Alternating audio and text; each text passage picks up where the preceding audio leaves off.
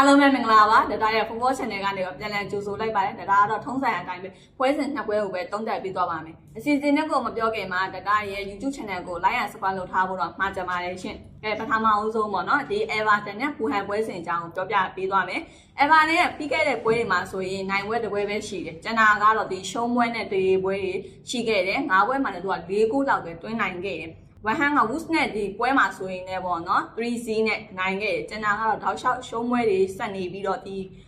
ဟိုဟန်က9ပွဲမှာဒီ6ဂိုးလောက်ပဲတွင်းနိုင်ခဲ့တယ်နှစ်သင်းစလုံးမှာခြေစွမ်းနေကြနေတယ်ရှင်အဆက်မှာဆိုရင်ကွာဒီရှေ့စစ်နောက်စစ်မှာပဲရှိတယ်ပွဲအစကတည်းကဒီရှုံးပွဲတွေများပြီးတော့နိုင်ပွဲနည်းနေတော့ဒီပွဲမှာလေ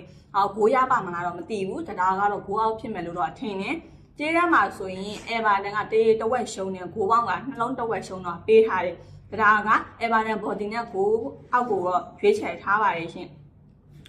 နောက်ထပ်ပေါ့နော် Chelsea နဲ့ Wolves ပွဲစဉ်အကြောင်းကိုပြောပြပေးသွားမယ် Chelsea ကဒီပွဲတွေအစခဲ့ရပါတော့နိုင်ပွဲ3ပွဲနဲ့တပွဲတည်တပွဲရှုံးထားတယ်5ပွဲမှာတော့သူက73ကိုအထိတော့သူကဂိုးသွင်းထားတယ် Wolves ကဒီရှေ့ပွဲ5ပွဲစလုံးမှာတော့တောက်လျှောက်ရှုံးနေတာကိုတွေ့ရတယ်နိုင်ပွဲတစ်ပွဲမှတော့မရှိသေးဘူးဒီ9ပွဲမှာလည်းပေါ့နော်ဂိုးပေးရတဲ့ပွဲတော့မရှိခဲ့ဘူး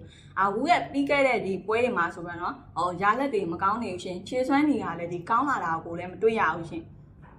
ချက်စီကဒီအရင်ပြီးခဲ့တဲ့ပွဲတွေမှာဆိုရင်ခြေစွမ်းမှန်မှန်နဲ့ကစားထားတာကိုတွေ့ရတယ်အဆင့်မှာဆိုလဲ9နေရာမှာရှိနေတယ်နှစ်သင်းစလုံးနဲ့နှစ်သင်းစလုံးကပေါ့နော်အရင်ကဒီတွေ့ဆုံမှုမှာဆိုရင်ချက်စီက3ပွဲတော့အနိုင်ရထားတယ်ချက်စီကတလုံး100ရှုံးတယ်ဂိုးပေါင်းက3လုံးအပြည့်ရှုံးတယ်ပိုကီဒီကကြေးအမြင့်နဲ့ခေါ်ထားပါရှင်ဒါကချက်စီဘော်ဒီနဲ့ဂိုးပေါ်ကိုတော့အကြိုက်တွေ့ပါတယ်ထိုးသားတွေကတော့အဆင်ပြေမှလိုက်ကစားလို့ပြောချင်ပါတယ်ရှင်အားလုံးကျေးဇူးတင်ပါတယ်နောက်ရက်ဒီမှာလည်းပြန်ဆုံကြပါမယ်ရှင်